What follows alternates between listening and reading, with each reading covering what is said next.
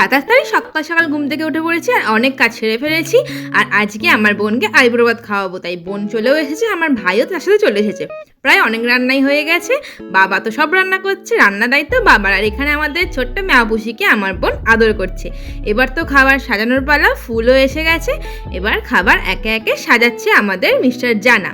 ডেকোরেশনের দায়িত্ব আগাগোড়াই মিস্টার জানার। প্রথমে ভাত দিয়ে দিল, তারপরে ফিশ ফ্রাই, আর এদিকে স্যালাডগুলোকে সুন্দরভাবে সাজিয়ে দিচ্ছে। তারপরে একে একে সমস্ত কিছু সাজিয়ে দেওয়া হচ্ছে। প্রথমে দেওয়া হলো পনির, আর এদিকে গাঁদা ফুলটাকে সুন্দরভাবে থালার চারিপাশে দেওয়া হচ্ছে।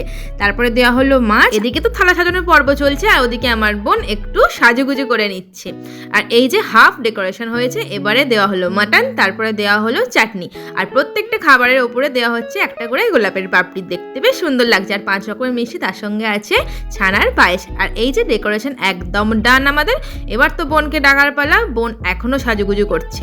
যাই এবার গিয়ে বোনকে ডাকি। সত্যি বলতে সাজানোটা এত ভালো লাগছে যে কি বলবো, একটা আলাদাই লুক দিয়েছে। মাটির থালায় সুন্দরভাবে ফুল দিয়ে সাজানো। এদিকে অনু একেবারে রেডি হয়ে গেছে। প্রথমে বড়দের থেকে আশীর্বাদ নিল, তারপরে খেতে বসলো। আইবুড়ো ভাত বলে কথা, গিফট তো বানতাই হে। আমি তার সাথে সাথে গিফট নিয়েও চলে এসেছি। এবার তো গিফট দেওয়ার পালা। গিফটটা দেখা যাক ওর কতটা পছন্দ হচ্ছে। তোমরাও দেখো এই গিফটে কি আছে। ও বাবা, কি সুন্দর! বাহ, সুন্দর এই যে হ্যাপি। বাহ, তো সুন্দর! পছন্দ হয়েছে? তোমরা দেখেই নিলে কতটা গিফট পছন্দ হয়েছে অনুর। আর তোমরাও বলো গিফটটা কেমন হয়েছে। আর আমি একটা গোলাপ ফুল দিয়ে দিলাম, ভালো হয়েছে। অনুর সাথে সাথে আরো 2 অতিথি হাজির। এই যে দেখতে পাচ্ছ 2টো অতিথিকে, দেখো দেখো। তারপরে এবার তো অনুকে খেতে দিতেই হবে, বাবা নাহলে খুব বকছে। এবার অনুকে খেতে দিলাম। অনেক ভিডিও করেছি, অনেক ছবি তুলেছি, আর খাবার তো ওর খুব পছন্দ হয়েছে। দেখো এক্সপ্রেশন দেখেই বুঝতে পারছো কেমন পছন্দ হয়েছে ওর খাবার। আর বাবা রান্না করেছে, খাবার পছন্দ না হয়ে থাকতে পারে? এদিকে ভাইকেও বসিয়ে দিয়েছে খেতে, তারপরে বসে বললাম আমরা খেতে।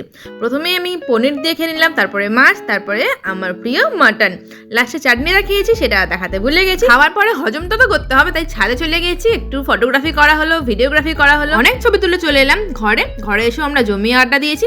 তারপরে সন্ধ্যেবেলায় অনু চলে গেল বাড়ি, আর আমরা চলে গেলাম ক্লাসে। নেক্সট ব্লগে দেখা হবে, ততক্ষণের জন্য টাটা।